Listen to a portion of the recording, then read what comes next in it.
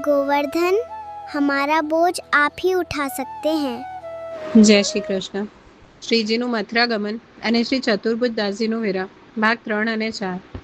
શ્રી ગિરધરજીએ પોતાના પ્રાણ પ્રેષ્ઠ માટે હામ ભીડી શ્રીનાથજીને વિનંતી કરી અને ધીમે રહીને પોતાના ખભા પર ઉઠાવી લીધા. ઉઠાવીને આનંદ આવેશમાં મંદિરમાંથી બહાર પધાર્યા.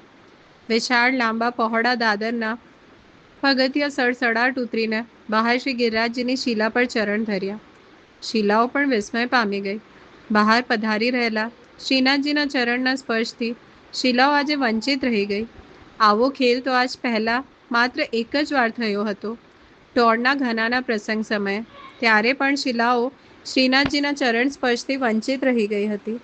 શ્રી ગિરિરાજજી પર નીચે ઉતરી શ્રી ગિરધરજીએ શ્રીનાથજીને ક્ષેમકુશળ રથમાં પધરાવ્યા.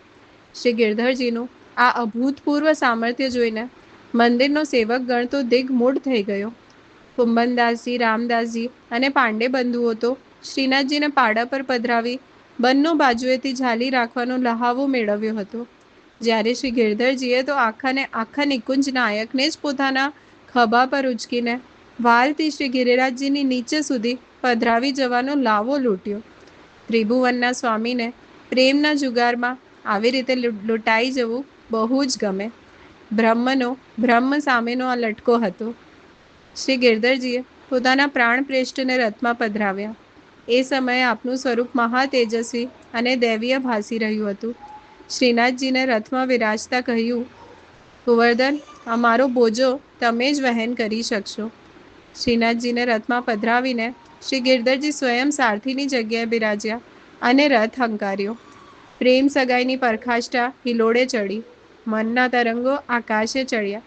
સૌ સખાઓ અને વ્રજ ભક્તજનોને વ્રજમાં છોડીને પ્રજાધીશ મથુરા તરફ પધાર્યા. કુંભનદાસજીના મનની વાત જાણી લીધા પછી હવે શ્રીનાથજી નિશ્ચિંતપણે થોડા દિવસો માટે મંદિર છોડી રહ્યા હતા. 1623ના મહાવદ ગુર્જર 7ના ગુરુવારને દિવસે મથુરાના તુલસી ચૌરા નામના સ્થાને શ્રીનાથજીને ખાનગીમાં પધરાવવામાં આવ્યા, યવનના ઉપદ્રવથી બચવા માટે. પછીથી એકાંત મળતા સાતઘરાની પાછલી ભીડ શ્રી ગિરધરજીએ કોચી નાખી અને એ માર્ગે શ્રીનાથજીને પોતાના ભવનમાં પાટ પધરાવ્યા. સર્વ પરિજનોની પ્રસન્નતાનો પાર ન રહ્યો. જનાનામાં વહુજી બેટીજીઓ સામગ્રી સિદ્ધ કરી રહ્યા હતા. તે ઉતાવળે બહાર પધાર્યા અને શ્રીનાથજીના ઓવરણા લઈ નજર ઉતારી. તાત્કાલિક ખરુમંડા અને ખીરની સામગ્રી સિદ્ધ કરીને ધરાવી. આજે પણ એ પ્રસંગની યાદમાં પ્રત્યેક વર્ષના મહા મહિનાની વદ સાતમે શ્રીનાથજીને આ સામગ્રી ધરાવાય છે. જય